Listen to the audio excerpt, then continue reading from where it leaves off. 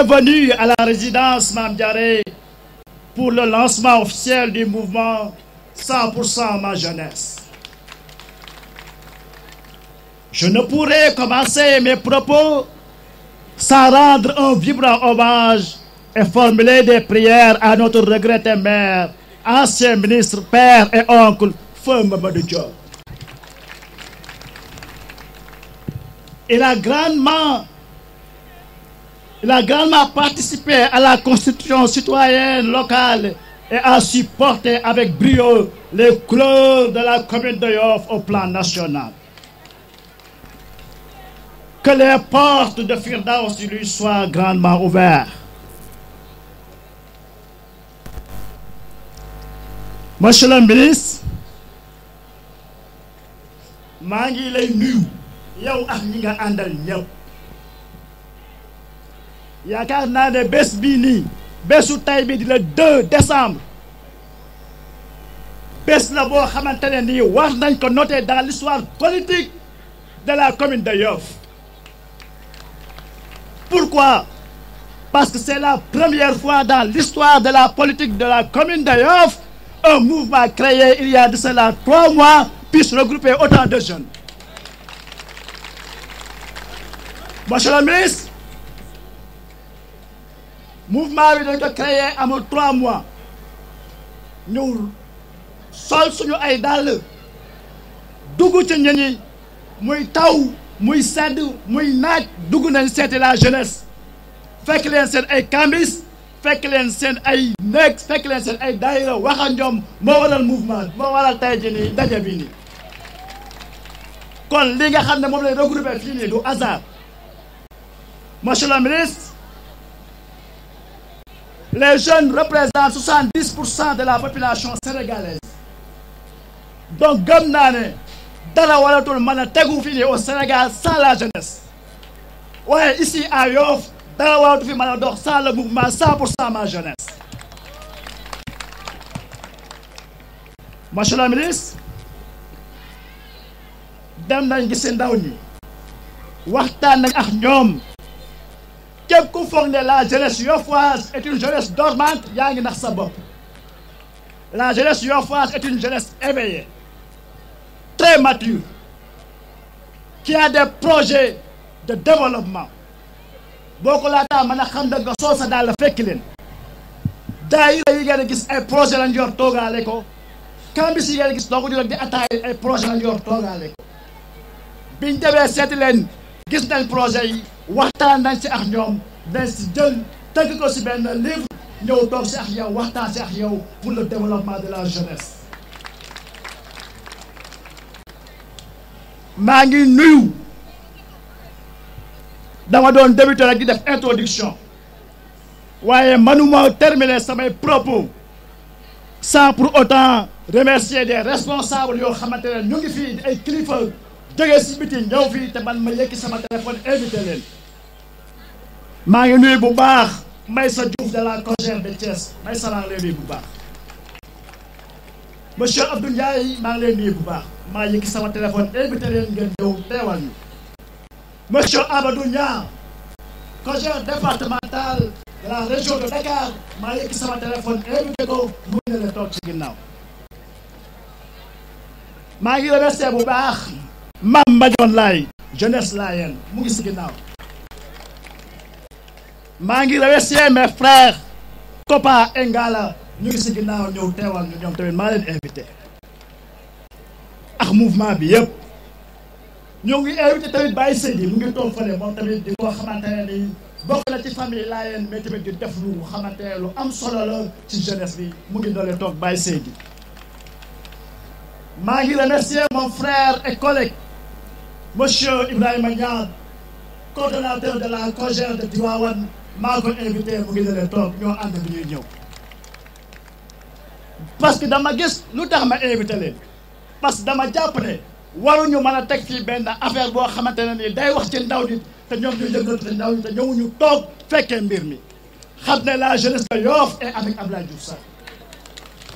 monsieur le ministre ku lay wax ne jeunesse bi àndul ak yow boobu 100% jeunesse dafa taxawul. mouvement bi nag du yam fii li ñu def yëpp ci parrainage bi parrainé la 560 parrain gars yi di ko laam-laamee ñëw tey firndeel que duñ fi yem monsieur le ministre la porte au plus haut sommet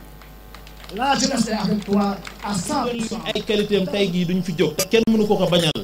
kooku mooy Abdoulaye Diouf Sarr kooku moo tax ngeen jóg. Abdoulaye Diouf Sarr tey bu ma ko doon comparé ak Modou du exister parce que Modou da koy jël parce que li mu mel ak li mu def ak li mu jëf jàpp naa ne fa mu jëm ak ñun fa mu jëmee Yoff tey jii bu ko li ma gis nii gunge réussite bi day gën a yombal lool dolloo ko ak la nga xamante ne nii moom la amoon kon monsieur le ministre sama xel dal na franchement sama xel dal na may demander à la jeunesse de la coordination action jeunesse tey jii ngeen lëkkaloo ak li nga xamante ne nii moom mooy 100% ma jeunesse ñu xam ne sayu benn la li ñuy root lépp ci benn ndaa la jëm mooy ndaawal Abdoulaye Diouf Sarr fi may tëjee samay kàddu mooy dama leen di dénkaat ki nga xamante ne nii moom mooy suñu kilifa ñun ñëpp ñun dey yàlla daf ñu nattoo ki ñu àndal di liggéey ay jikkoom ay comportement am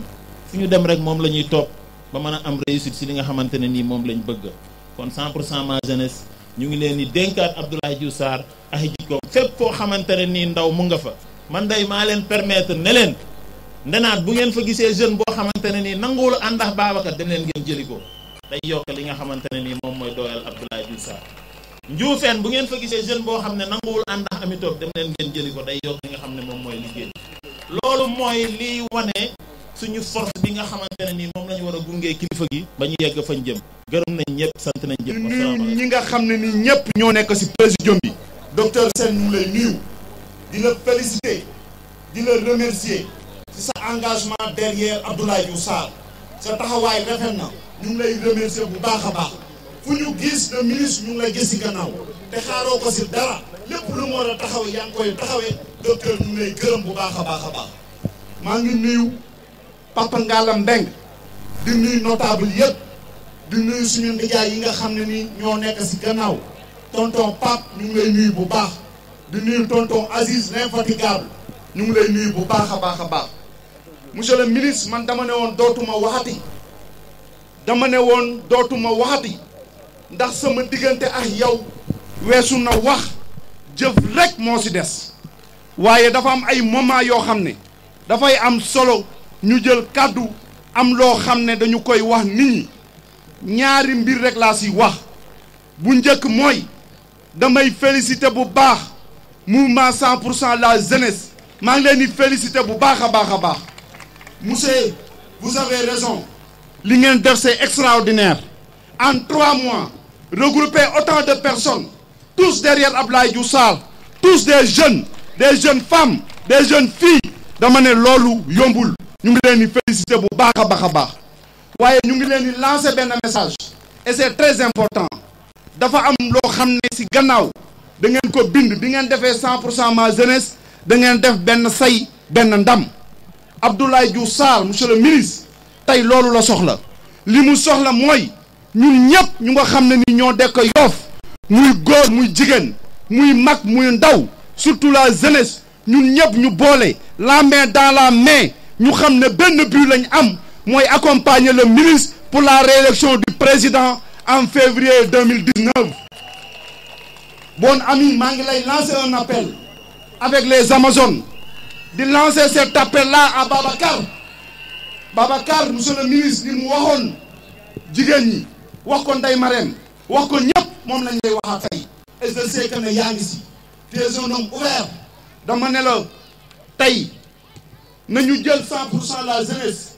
boole ak CAS boole ak yeneen mouvement yi nga xam ne yëpp benn nit la ñu am benn leader boole ak Amazone boole yëpp pour benn but benn ndam benn say mooy jàppale Abdoulaye Diouf Sarr ànd si moom réélire le président. beneen affaire bi mooy damay lancer un message et je le dis toujours fu ma jëlee ci kàddu dinaa wax nit ñi ne leen caaxaan faxe xam ngeen lu tax caaxaan faxe dama ne président de la république son excellence le président Macky Sall deselatuñu dara dama ne lépp loo xam ne dañ koy yëkkati di ko ngàll ci kaw nit mu yëkkati nit dama ne teg na ko ci kaw suñu doom ji suñu mag ji suñu xarit bi suñu mentor bi Abdoulaye Diouf Sarr bon nag yéen waa Yoff ne nous trompons pas benn objectif la ñu am mooy jàppale le ministre nañu dem fépp nañu wax ak ñëpp ñu xam ne benn affaire la mooy réélire le président en 2019 en février beneen affaire bi nag mooy encore une fois de plus la main dans l'union qu'on peut soulever des montagnes et dans l'union Abdoulaye Diouf Sarr fépp fu ñu bëgg mu dem fa dinañ ko fa yeggal mais dans l'union nañu boole xol yi nañu boole doole yi nañu boole lépp pour Abdoulaye Diouf Sarr vive Abdoulaye Diouf Sarr vive mouvement la nga xamante ne mooy maanaam mission mouvement ma jeunesse parce que boo xoolee suñu logo bi donc tu vois des jeunes yoo xamante avec des bras tendus muy symboliser une ouverture donc monsieur le ministre en plus de ça votre envergure politique d'aujourd'hui ak li nga liggéey ci Yoff yëpp on ne peut pas vous soutenir donc celui qui veut soutenir réellement vraiment donc doit éviter des querelles monsieur le ministre c'est dans l'unité comme ni ko monsieur le CC maire waxee ci lañ mën a def donc ñun mouvement bi foofu lañ taxawee boo xoolee slogan bi aussi benn say benn ndam dañuy dégg ci ay kàddu ngay wax ne par exemple boo doonee benn bant boo ñëwee ñu damm la nga doon beneen bant ñëw ñu damm la boo doonee beneen bant ñëw ma damm la mais boo doonee benn say kenn du la mën a damm je pense que ñun le mouvement 100% ma jeunesse aujourd'hui tey foofu la taxawee c'est la raison pour laquelle donc j'en profite ci occasion bi pour saluer donc notre camarade notre frère Babacar Mbengue le coordonnateur de la coordination action jeunesse di wax aussi ne on ne peut pas quand même faire développer un pays sans la jeunesse je pense que donc jeunesse bi tey am na place boo xam te ne moom la ñu war a occuper donc je lance un appel à tous les jeunes sans exception monsieur le ministre donc monsieur le ministre comme niñ koy faral di ko terminer 100% ma jeunesse benn say chefs coutumiers et religieux chers camarades distingués invités il est parfois dit que les peuples ont les dirigeants qu'ils méritent. Permettez-moi donc de dire notre incommensurable fierté à l'égard de notre valeureux maire. En moins de 5 ans, vous nous avez montré qu'être maire, c'est entendre, écouter, ensuite se donner corps et âme, afin de mettre Yoff sur la voie de l'émergence. Ainsi, la confiance renouvelée de son Excellence, le président Macky Sall, est juste une parfaite illustration, car il a été très vite compris que pour gagner, il faut s'entourer des meilleurs. Et vous êtes non seulement le meilleur, mais surtout d'une expertise digne des plus grands. Ce n'est donc pas un hasard de voir votre ascension fulgurante sur l'échiquier politique national. Et cela n'est que le début, car vous faites partie de ces hommes d'État capables d'insuffler d'une nouvelle forme de gestion transparente pour enfin en finir avec la politique politicienne et des fourbiers séculaires. Chers camarades, nous sommes aujourd'hui présents pour le lancement officiel du mouvement 100% ma jeunesse, ak Diouf Sarr, benn say, benn ndam. Ce mouvement a été créé courant septembre 2018 dans le but de soutenir Monsieur le maire, ministre de la Santé et de l'Action sociale. Sa mission est d'accroître l'électorat de notre leader au niveau du département de Dakar. Ainsi, 3 objectifs spécifiques ont été assignés. Premier objectif, amener au moins 100% de la jeunesse à accompagner le ministre dans sa politique. Ce point est déjà en phase avec le bilan du maire. En effet, les écoles de Yoff sont rénovées. La construction d'un nouveau lycée effective. Le stade de Yoff déjà terminé. Mais surtout, 550 emplois ont été créés en un temps record. Ces actes placent la jeunesse au cœur de son programme.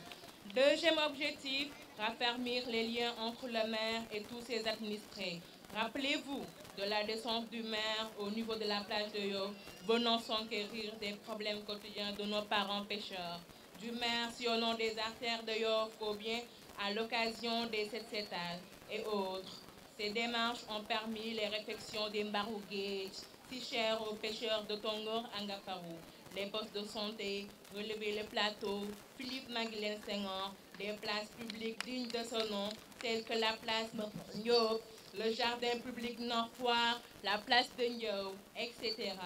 L'éclairage public à Nantes et enfin le quai de pêche pour ne citer que cela. Voilà l'essence même de notre mission, créer des liens solides entre la mairie et le peuple yofois. Ainsi, notre mouvement a déjà pris les devants en effectuant des visites à domicile.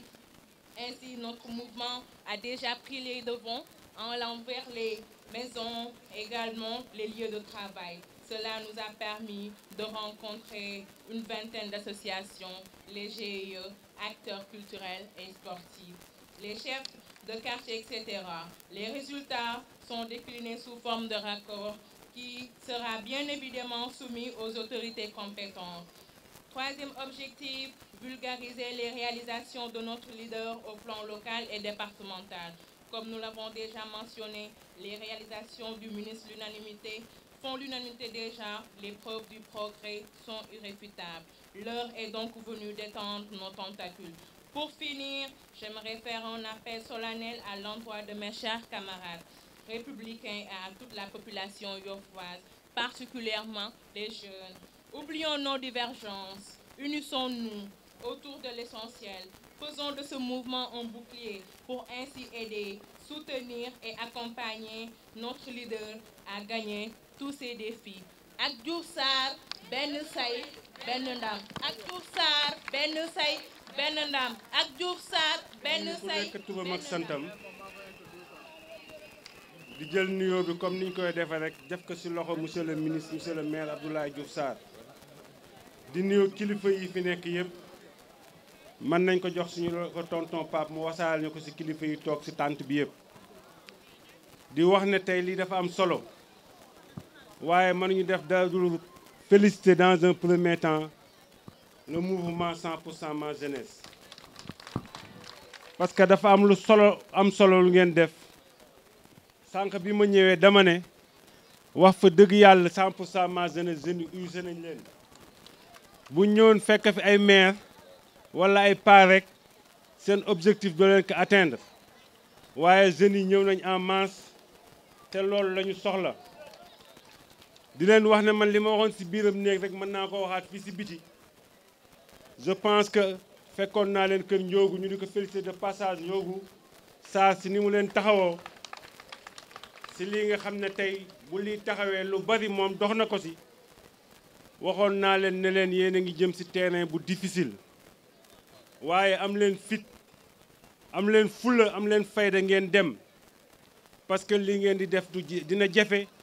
mais bu ngeen ko gëmee rek di ngeen dem et je pense que tey li ma leen waxoon yoon wi wane na ko li ma leen waxoon rek la Babacar wax sànq nii mooy dama leen joxoon exemple ne leen jeune bu ngeen gis ndenaat te àndulax ñun dem leen ngeen jël ko parce que loolu suñu avantage la donc Babacar ñëwaat na si ni ngeen ko defee ndenaat defal leen ko si quartier yëpp ma di leen wax ne tamit ngeen moytu dara mooy nit ñi dañoo gaaw a jaxase ay nit bu leen nangu mukk kenn jaxase leen ndax ñi xam ne ñoo fi nekkoon di liggéey wax ngeen ne wenn say lañu war a doon wenn say wow nag ñoo koy liggéey ñox yéen parce que mën nañ ñëw fenn sax ñu fàtte ñu ne xoolal tudduñu tey waa 100% ma jeunesse mais ngeen xam ne lu ngeen bokk da ngeen ci bokk bu leen kenn jaxaseex donc nit ñi àndax Diouf Sarr lu ngeen mën a faxey nit ñi jàppale leen ñëw leen ñu jàppale leen parce que ñoo bokk fu ñu jëm di wax ne nag defe naa sànq ki waxoon ne moo représenté Abdou Naar wax na ko bi muy wax maag naa ministre loolu day samay wax la ne naa ne ko ministre loo mën a gën a jàppale waa Yoff jàppale leen defe naa ñoom joué nañ ko sànq ne naa ne ko démb ak barke démb rek wane na raison wane na ko mooy tey leader bu fi nekkee mobiliser xaalis nga di joxe ay paas wala ngay jox loo neexal nit ñi yow yàlla dimbali na la si Yoff yow say kaar ngay teg nit ñi ñëw taxaw ba fees ñëw foofu oote ñu ñëw fa donc ñu ngi remercier waa Yoff gépp ci lii xam ne donc moom ngeen def King Fahd bi passé barke démb ak démb li ñu def yóbbu ko fële sa jam ñaajo te joxuñu kenn loo def sa poos bon loolu dañ leen ci sant di leen ci gërëm di sant mouvement yi ci jàpp yépp parce que Ndiamé wax na lu am solo mooy ñun xam nañ Babacar Mbengue bu baax a baax xam nañ tamit jeunes yi xam ne ñoo nekk 100% ma jeunesse et je pense que sotti la ak def si nañu ànd ñun ñëpp ñu liggéey pour ndamu Ablaye Diouf Sarr ñu den lenn rek moo ñu ñor lenn kese mooy Ablaye am ndam bu ngeen ñu gisee ñuy rey suñu bopp guddee bëccëg lu nekk ñu di ko def lu nekk ñu di si dugg fu nekk ñu di fa aw di guddee tëdd di dugg si mbedd yi di dugg si kër yi pour Ablaye Diouf Sarr am ndam fii si Yoff moo tax ñu di ko def te ndamal Ablaye Diouf Sarr mooy ndamal le président Macky Sall parce que yéen ñëpp gis ngeen barke Dembo Ndiaye bi ñu demee King Fat lii fa waa Yoff wone démb tamit gis ngeen bi ñu demee fële lii fa waa Yoff wone mais loolu lépp lii tax donc ñu mën ko def mooy ñu ànd nekk benn je pense que seen slogan bi slogan boo xam ne dañ ko war a utiliser ñun ñëpp wenn say lañ war a doon ànd nekk benn jàppale ki nga xam ne tey moo ñu tax ñuy rey suñu bopp ñun ñëpp man den kenn rek mooy tax ma xuloo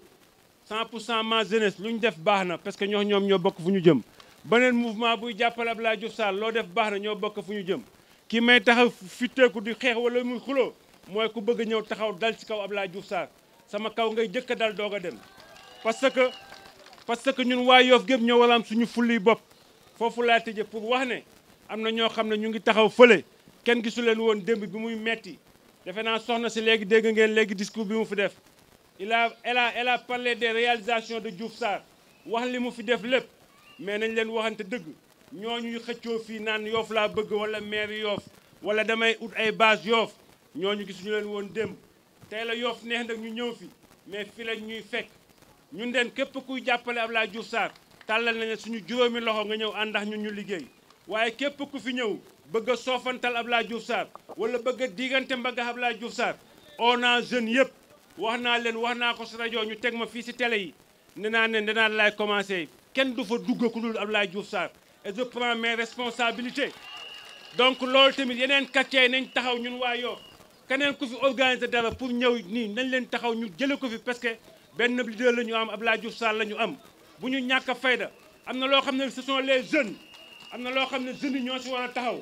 mooy li ngeen def nii 100% ma jeunesse ñu leen di oo ngeen àndax waa case nañ am suñu fulli bopp képp ku fi defati dara te du Abdoulaye Diouf Sarr jeunes yi nañ ñëw taxaw ne ko du fi am parce que duñ nangu kenn du dugg suñu dëkk ku dul Diouf Sarr Abdoulaye Diouf Sarr nag président Macky Sall rek moo ko ñor Ndiamé wax na ko sànq xam nga fi mu nekk ñu lan la ñuy xeex waxuñu ay maire yi ñëw loolu waxatuñu ko parce que la mairie est déjà dans notre poche xam nga lan la ñuy wax incha allah mooy le 24 février Abdoulaye Diouf Sarr loolu ko teree nelaw ba que démb dama koy wax ne suñu amee différence 3440 voix ci élection yi ñëw dañu perte parce que bii passé mënuñu jox président 3450 voix ñëw di am ay 3400 je pense que on aura les 5000 de différence parce que waa 100% ma jeunesse dañu ñëw dollaku si jeunes yi xam ne mosuñu voté ñëw jàppale ñu ñëw avec plus de 5000 de différence ñu tegaat ko si kaw table ji pour le président Macky Sall comme ni ko Ndiamé wax ñun lenn rek lañ ko mën a fay mooy le président Macky Sall à travers Abdoulaye Diouf Sarr ñun waa Yoff ñu ngi siy gis suñu bopp pêcheurs yi gis nañ seen bopp amuñu woon ay moteur pêcheurs yi at mi daana fekk chaque fin décembre ñu taf leen PAMECAS pour moteurs yi mais kenn tafatu leen parce que am nañ subvention si moteurs yi ñeneen nax ñeneen stade bii tey Abdoulaye Diouf Sarr fu mënee def président Macky Sall moo tax bu fu mënee def lycée bi le président moo tax leneen nax leneen bu doon budget mairie bi xam nga lan la man mooy ñuy bale ñu di leen fay ak ñeneen mais li mu fi def lépp président moo ko jàppale mu def ko donc ñun waa Yoff leen rek lañ mën a fay président mooy au soir du 24 incha allah ñu ñëw avec une très grande différence ñu ne ko ñun waa Yoff cotisé nañ ci lii moom mu mën a am ndam au premier tour incha allah ngeen baal ñu wax. di fekk yëpp di leen gërëm di leen sant di leen wax ne vous avez un leader man ku ma xam ne grande sœur u président la boo gisee ma jàpp Abdoulaye Diouf Sarr te dëkkuma Yoff dama gis ne Macky Sall rek la gëm lépp lu mu def ci ma ba ngoon c'est pour la réussite du président Macky Sall te yéen waa Yoff waru leen seetaan Diouf Sarr ñu di ko faagaagal fii si Yoff am naa yaakaar ne jeunesse bi taxaw te wóor na ma ne yéen vous allez faire la différence au soir du 24 février 2019 di wax ne maire yi bari nañ Sénégal mais Abdoulaye Diouf Sarr li mu def Yoff gii ñëpp teg nañ ci seen bët kon yéen 100% rek ngeen war a am Yoff mag ndaw xale da ngeen war a takk seen ndigg ndax Abdoulaye Diouf Sarr li mu lebal waay Yoff le 24 février war na feeñ ci urne bëgg naa na ngeen góorgóorlu xam naa seen Pastef xam naa seen taxawaay mais bëgg naa ngeen yokk ko te xam ne leader ngeen am Abdoulaye Diouf Sarr ñëpp ko naw en commençant par le président de la République ndax liggéey bi muy liggéey li muy abattre sur le terrain tax na fii 100% war na ko am. maa ngi leen di gërëm. La lettre M, c'est une personne magnifique. La lettre A, c'est une personne aimable. La lettre I, c'est l'infatigable de la commune de Yoff. La lettre N, c'est une personne responsable. Et la lettre E, voilà l'efficacité.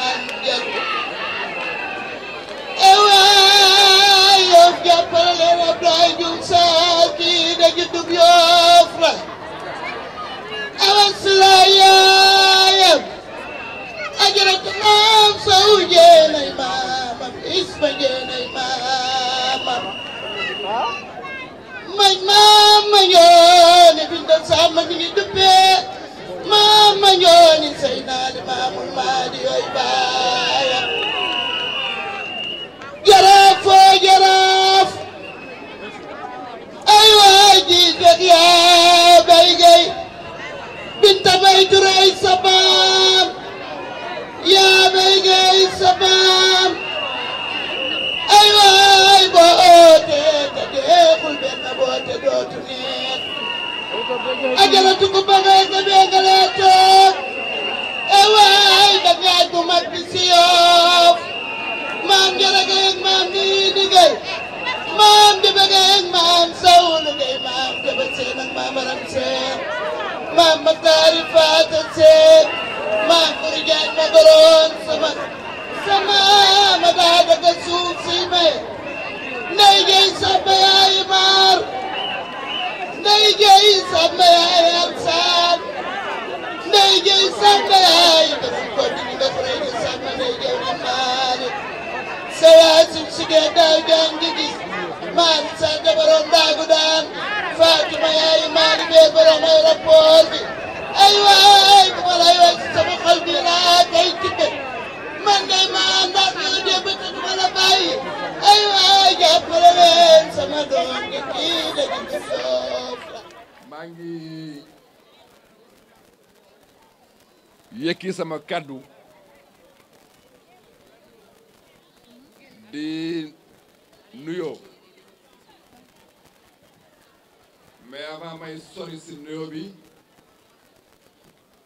dama bëgg a jëkk am une pensée très pieuse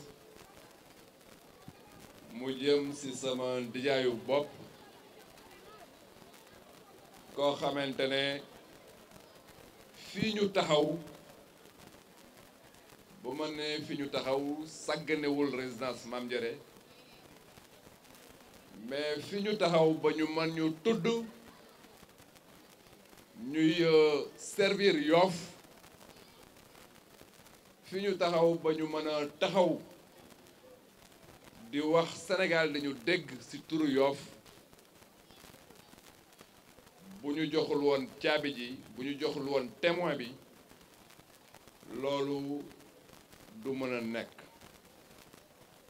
bon nag ñu ngi nuyu ñépp di leen ñaan ngeen ñaanal suñu ndijaay jooju mooy monsieur le ministre maire Mamadou Diop bi xamante ne moom moo ñu xalal yoon wi ba tey ñu mën a taxaw Yoff ñu koy tudd un peu partout dans le Sénégal mais au-delà du Sénégal dans le monde entier yàlla na ko suñu boroom yéegal sa àjjana yu gën a kawe ñuy nuyu kilifa Yoff yi nekk suñu gannaaw di leen nuyu yéen ñépp parce que seen teewaay dafa rassurant bu ñu gisee ci kanam toute la jeunesse de Yoff ngeen nekk ci gannaaw di leen xool dañu naan Yoff yépp teew na bon ñu ngi nuyu magu Yoff ñooñu parce que Yoff dafa bindoo làkkoon fàkkoon ñàkkoon ceux de jadis pour la cause de jadis à l'endroit de jadis bon nag mag jar na bàyyi sim réew. may remercier madame la ministre Ndeye Binta Gassama. Madame la ministre maa ngi lay remercier kenn ci Yoff du la jaaykat parce que lépp ñoo ko defandoo fii ci Yoff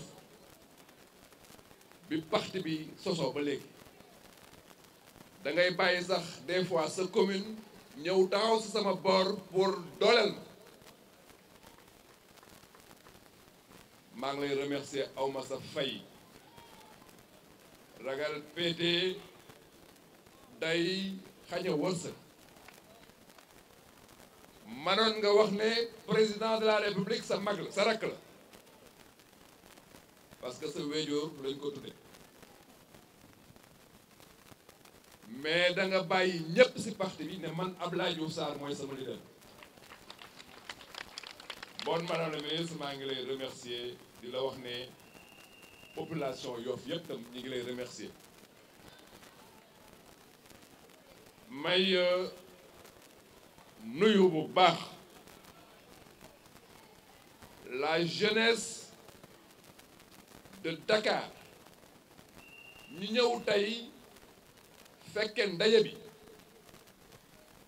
notre petit frère Amadou Niang jiite leen Amadou ñu ngi lay nuyu sa nuyoo dama koy dox ci loxo Babacar bi xamante ne moom moo représenté la COJER et au-delà de la COJER la coordination action jeune fii ci Yoff mu jox la mais aussi mënoon naa ko jox Ami Top bi xamante ne au niveau de la dimension féminine yore les Amazones aussi mu jox la loolu dafa wane ne au niveau du département de Dakar man li ma gëm mooy que la COJER da ngeen war a jouer un rôle déterminant ci réélection président Macky Sall fii dans les frontières de notre département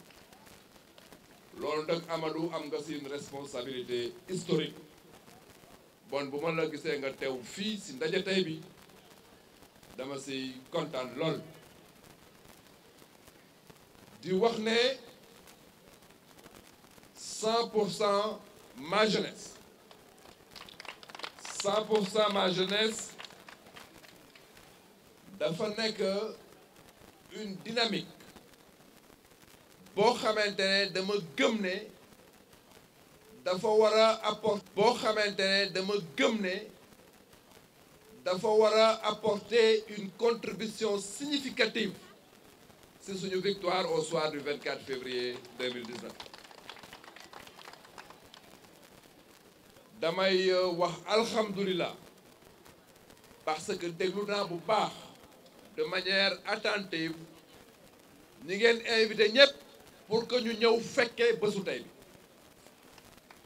loolu nag dafa répondre ci seen slogan benn say benn ndam maa ngi donc demander à ce que toutes les personnes invitées toutes les dynamiques de jeunes de Yoff mais képp koo xamante ne woo ngeen ko mu fekk leen ci liggéey bi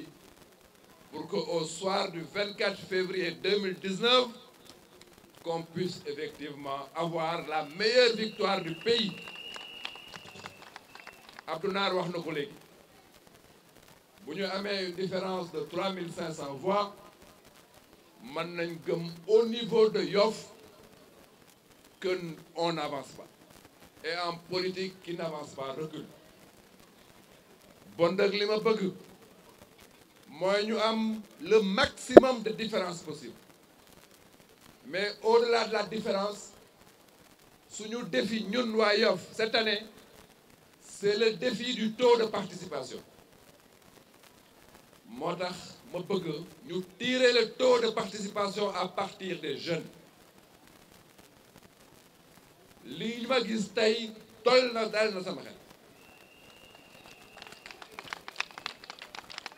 ma bëgg ngeen renforcer ko mais yéen a ngi ci seen couloir les Amazones ñi ngi seen couloir Cage mi ngi seen couloir ku nekk rek yaa ngi seen couloir yaa ngi sa couloir bu ñu defee loolu lépp nag benn say foofu la ñu amee benn ndam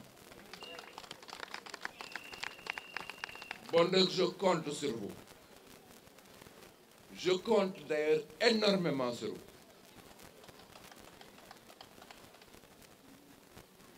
war ngeen dugg ci kër gu nekk dugg ci néeg bu nekk toog ci lal bu nekk mais loolu niveau sensibilisation bi mais bu ngeen defee sensibilisation ba pare ba xam ne mbir yi ñor na li des mooy ngeen aji mbir yi mu wàcc ci bañe bi loolu nag mi ngi am le jour des élections parce que nit mën na ne daf lay votel mais jouru élection bi mais boo demul fëgg ko jëli ko ñëw ne ko votel du voté bon nag l'organisation logistique jour élection yi dafa am solo lool ma bëgg ngeen commencer ci travailler dès maintenant. Dès maintenant il vous faut votre fichier ngeen xam avant élection yi ñaata électeurs ngeen di apporter à la victoire du président Macky Sall électeur bu nekk ngeen xam fan la dëkk numéro téléphone am bés ba na ngeen koy woowee ne ko ndax voté nga am de cette organisation là dafa war a commencer dès maintenant dénk naa leen ko mbir mi du xumbal rek yaakaar naa ne bi Xayaar wax léegi daf ne efficacité nag mooy savoir marquer le but loolu mooy efficacité booy taxaw ñu naan waay kii moo tax a football ci àddina bi te mënoo marquer but loolu tu n'es pas efficace. Moi je veux que vous soyez efficace mooy le 24 février de 8h du matin même avant de 7h à 18h ngeen taxaw vigilant pour que ñu gagner élection yi nekk la meilleure commune la meilleure victoire du Sénégal foofu laa leen di xaaree les gars mais kan la ñuy defal loolu kan la ñuy defal loolu kan la ñuy defal loolu son excellence le président Macky Sall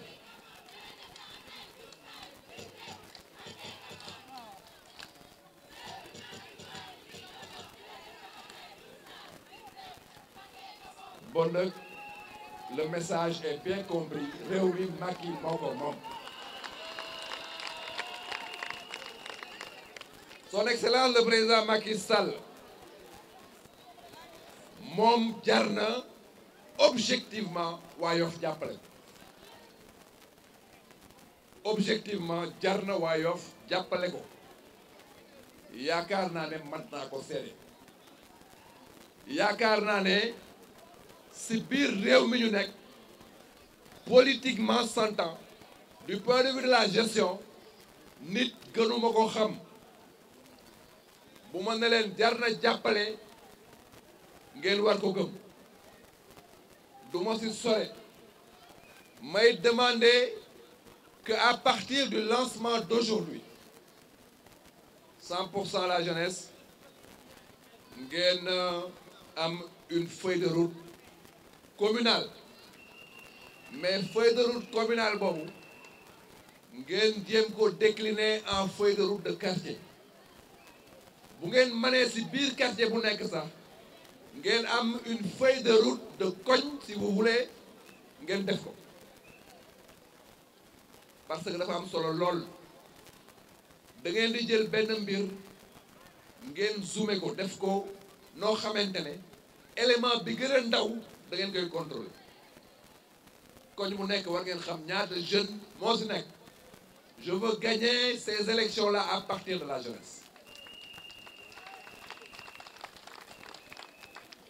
parce que gëm naa ne fu ngeen voté fële seen yaay yi di voté gëm naa ne fu ngeen voté fële seen papa yi di voté gëm naa fu ngeen voté fële seen tante yi di voté Bon, comprendre l'électorat de maintenant, c'est comprendre que c'est la jeunesse qui dirige le pays. Bon, donc, je vais demander, vous ne négliger. Pourquoi nous avons def? Parce que le président Macky Sall Djarno, en termes de programme pour l'avenir, il y a un pour que jeunes se réunissent, mais nous voyons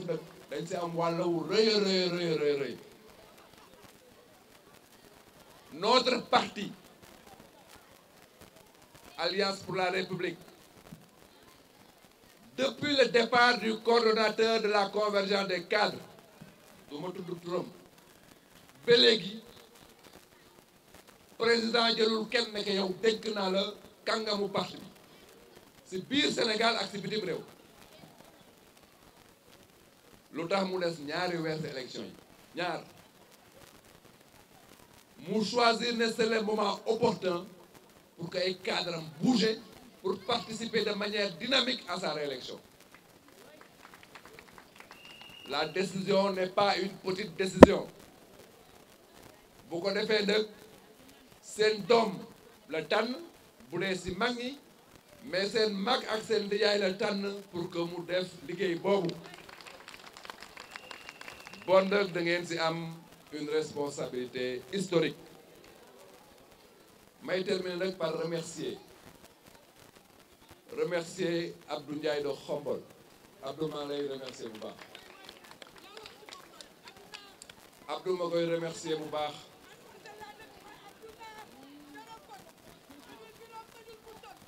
di remercier Bassirou Ndiaye di remercier képp koo xamante ne dëkkuloo Yoff mais yaa ngi sama gannaaw di ma jàppale ñoom Amadou Ndoye et autres ku lem juum mais di remercier aussi Abdou Nar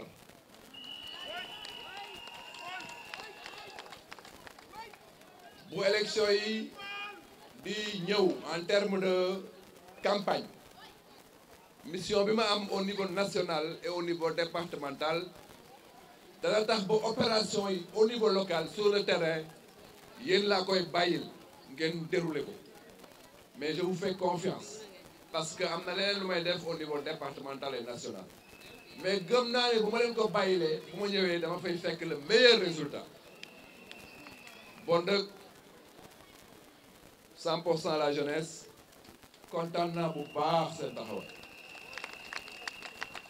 maa ngi suivre seen liggéey mais li gën a admirable ci seen liggéey mooy que c'est un travail continu te baloo leen benn bés loolu maa ngi koy gis bu baax c'est un travail organisé ku gis seen logo bi xam ne effectivement ay professionnels ñooy liggéey ci yéen mais c'est un travail avec conviction et détermination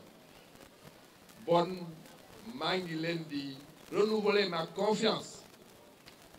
xam naa ne Ndiogu mu ngi leen uuf sama gars yi waa Kabane aussi ñu ngi leen uuf gëm naa ne vous allez faire le travail